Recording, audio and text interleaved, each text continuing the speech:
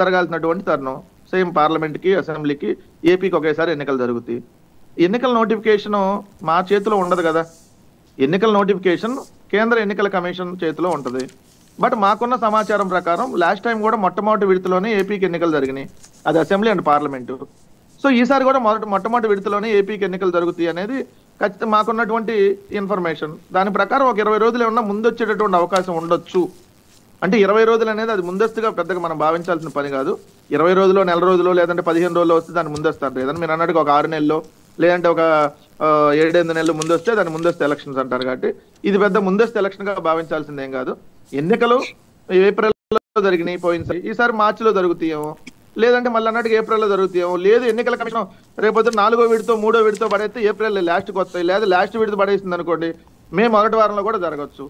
So మేమైతే మొట్టమొదటి విడతలో జరుగుతాయి, ముందుగా ఒక 20 రోజులు ముందుగా వచ్చేటటువంటి ఛాన్స్ ఉంది. కాబట్టి ఆల్రెడీ దానికి సంబంధించినటువంటి కసరత్తు కూడా మా పార్టీ తరఫున మేము మాకున్నటువంటి అభ్యర్థులను ఎక్కడికక్కడ ఎవరిని ఇవ్వాలి, వీళ్ళని ఎటు పంపించాలి, లేదంటే వీళ్ళని ఎంపీగా పంపించాలా, ఎమ్మెల్యేగా ఉన్నాలని, లేదు ఇప్పుడున్న మంత్రిగా ఉన్నాలని ఎంపీగా పంపించాలా, ఎంపీగా ఉన్నాలని ఎమ్మెల్యేగా పంపించాలా, ఇవన్నీ మార్పులు చేర్పులు చేసుకుంటా మా టార్గెట్ 175. ఓకే, కానీ కాదండి ఏపీ కాదండి ఈ టౌన్స్ నో ఈటీజీ సర్వే ఏంటి 24కి 25కి 24 ఎంపీలా?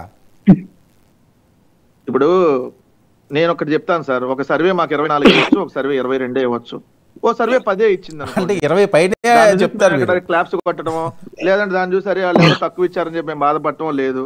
వాళ్ళు ఏం చెబుతారు, ఆ సర్వే అంతా వైఎస్ఆర్ కాంగ్రెస్ పార్టీకి ఫేవర్ గానే ఇస్తారా? టైమ్స్ సార్ మీ ఆడియో మ్యూట్ అయింది. మ్యూట్ లో నేను ఒకటే అడుగుతున్నా, ఇప్పుడు టైమ్స్ నౌ అనేది మన తెలంగాణలో కాంగ్రెస్ పార్టీకి 64 సీట్లు వస్తాయని చెప్పింది. మరి దాన్ని మీరు నమ్మినప్పుడు దీన్ని కూడా నమ్మాలి కదా. వాళ్ళు ఓన్లీ ఏపీకే సర్వే చేయట్లేదు కదా, దేశవ్యాప్తంగా సర్వే చేస్తున్నారు. సరే మీరు నమ్మితే అంత, నమ్మకపోతే అంత. మేము సర్వేని చూసో ఇంకో దాన్ని చూసో మేము పనికోట్ల, మా ప్రజల తీర్పును మేము విశ్వసిస్తాం. మాకు 67 సీట్లు ఇచ్చారు 2014 ఎన్నికల్లో. మేము ఆ రోజు చెప్పాం, జగన్మోహన్ రెడ్డి గారు బయటకు వచ్చి ప్రెస్ మీట్ పెట్టారు ఆ రోజు లోటస్ పాండ్ లో, మాకు 67 సీట్లు ఇచ్చారు, మేము ప్రజల కోసం పనిచేస్తాం, బలమైన ప్రతిపక్షంగా మీకోసం పోరాడతాం అని చెప్పారు. మేము పోరాడాం, మళ్ళీ ఎన్నికలు వచ్చినాయి, 151 సీట్లు గెలిచాం. అంతే తప్ప ఎన్నికల్లో ఓడిపోగానే చంద్రబాబు నాయుడు గారు లాగా నేను ఎట్ట ఓడిపోయానో నాకు తెలియదరయ్యా బాబు అని చెప్పి కుప్పం వెళ్ళి అయ్యో ఈవీఎంలు మేనేజ్ చేశాడు, అయ్యో మోడీ అను జగన్మోహన్ రెడ్డి గారు కలిసి అందుకనే గెలిచారు, ఈవీఎంలు మేనేజ్ చేయకపోతే గెలిచేవాళ్ళు కాదని చెప్పి ఇట్లాంటి కబుర్లు మేము చెప్పట్లేదు సార్. ఇప్పుడు కూడా మేము చెబుతున్నాం, మా ప్రభుత్వ పరిపాలన బాగుంటే మాకు ఓటేనా, బాగోకపోతే వేయరు కదా. బాగుంటేనే మాకు ఓటేస్తారు కదా. బాగుంటే ఏమంటున్నాం, ప్రజలు public will decide, public decide చేస్తారు ఓట్ల రూపంలో. మాకు పోయినసారి 50% వచ్చింది అంటే మాకు 50% ఇప్పుడు అదే 50% ఇస్తున్నారు కదా వాళ్ళు టైమ్స్ నో వాళ్ళు సార్. అంటే ఇప్పుడు ఎటువంటి వ్యతిరేకత లేదు, 2019 మళ్ళీ రిపీట్ అవుతుంది అంతేనా? మాకు 55 నుంచి 60% ఓటింగ్ వస్తుందని మేము భావిస్తున్నాం సార్. వాళ్ళందరూ కలిసినా వాళ్ళు 40%కే పరిమితం అవుతారు అనేది మాకున్నటువంటి సర్వేల ప్రకారం, మాకున్నటువంటి అవగాహన.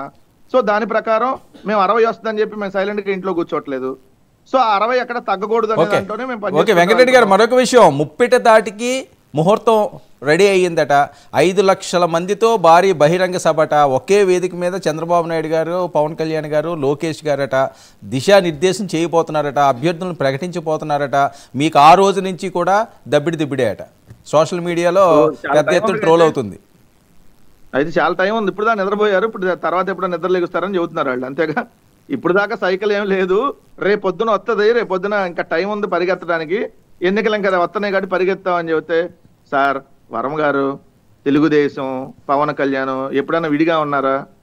పొద్దున పూట ఏమో అంతకుముందు పొద్దున పూట కలిసి ఉండేవాళ్ళు కాదు, ఓన్లీ రాత్రిపూట కలిసి ఉండేవాళ్ళు. ఇప్పుడు అఫీషియల్ గానే పొద్దున పూట వెళ్ళి జైలుకి వెళ్ళి కలిసి వచ్చారు. అంతమించి వాళ్ళు విడిగా ఉన్నారని ఎందుకు భావిస్తారు? రాత్రిపూట కలిసి ఉండడం ఏంటి? విడిగా ఉంటే కొత్తగా కలిసి రాత్రిపూట కలిసి ఉండడం ఏంటి? ఒకటే కదా. కాదు, రాత్రిపూట కలిసి ఉండడం ఏంటి? దాని అర్థం కాలేదు నాకు. కాదు సార్, అప్పుడు ఏంటంటే పొత్తులో రహస్య పొత్తులో ఉండేవాళ్ళు. అంటే పబ్లిక్ లో మేమిద్దరం పొత్తులో లేవని చెప్పారు, కానీ సీట్లన్నీ పంచుకొనే పోటీ చేశారు. ఈస్ట్ వెస్ట్ గోదావరి, కృష్ణా, గుంటూరు అన్ని ఎంపీటీసీలు, జడ్పీటీసీలు, కార్పొరేట్లు అన్ని కలిసే పోటీ చేశారు. కానీ మేమిద్దరం పొత్తులో లేవండి అని చెప్పారు. ఇప్పుడు ఏంది, ఆ ఓపెన్ గానే పొత్తులో ఉన్నాం, తెలుగుదేశంతో పని చేసేవాడే ఉండండి, లేకపోతే పొమ్మంటున్నారు. కీర్తన గారైనా ఎవరైనా సరే తెలుగుదేశంతో పని చేస్తే ఉండండి, లేదంటే మీరు అవసరం లేదని చెప్పి ఓపెన్ గా నాయకుడు చెబుతున్నాడు. మీరు కానీ నన్ను ఎవరైనా క్వశ్చన్ చేస్తే మీరు అందరూ వైసీపీ కోవట్లని ఆయన అంటున్నాడు. నాకు ముఖ్యమంత్రి పదవి ఇట్లాంటివన్నీ వద్దు, అవసరం లేదు, అంత సీన్ నాకు లేదు. కానీ సో నాకు లేదో 10, 15, 20 ఏదో ఇస్తే ఆ సీట్ల ప్రకారం మేము పోటీ చేస్తాం, అంతకుమించి మీరు ఎక్కువ కూడా ఎక్స్పెక్ట్ చేయొద్దని ఆయనే చెబుతున్నాడు. ఇంకా వాళ్ళ గురించి మాకేం సార్, నాకు అర్థం కాల. ఇప్పుడు మేము 175 సీట్లకి మా పార్టీ అధ్యక్షుడు జగన్మోహన్ రెడ్డి గారు క్యాండిడేట్లు డిసైడ్ చేస్తారు. జనసేన క్యాండిడేట్లు ఎవరు డిసైడ్ చేస్తారు చెప్పండి?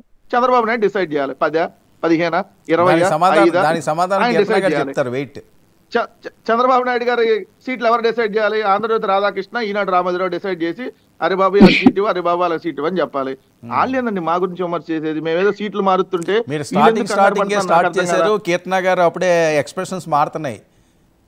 సరే వాళ్ళు ఎక్స్ప్రెషన్స్ మారితే వాళ్ళు ఏ విధంగా సమాధానం చెప్తారు సార్? నేను దాన్ని యాక్సెప్ట్ చేస్తాను, దాంట్లో నో డౌట్. కానీ నేను ఒకటైతే చెప్తాను సార్, నేను అంటే ముగిచ్చే ముందు, ఎందుకంటే వాళ్ళు మాట్లాడతారు కానీ అప్పుడే ముగించకండి, ఇంకా చాలా టైం ఉంది. ఇంకా వాళ్ళు మీ కౌంటర్లు ఇవ్వరుగా, అప్పుడే ముగిస్తే ఎలాగా? ఇది మొదలు కాదు కదా, మొదటి రౌండ్ ముగిస్తా. మొదటి రౌండ్ ఫలితాల్లాగా మొదటి రౌండ్ ముగిస్తే నేనేమన్నాను, ఇప్పుడు వాళ్ళు ఏమంటారు, వైఎస్ఆర్ కాంగ్రెస్ పార్టీ ఇక్కడ నుంచి అక్కడికి అభ్యర్థులు మారుస్తుంది, ఇక్కడ చెల్లన్నానే అక్కడ చెల్లిద్దా అని నిన్న చంద్రబాబు నాయుడు గారు క్వశ్చన్ అడుగుతున్నారు సార్. మీ గంటా శ్రీనివాస్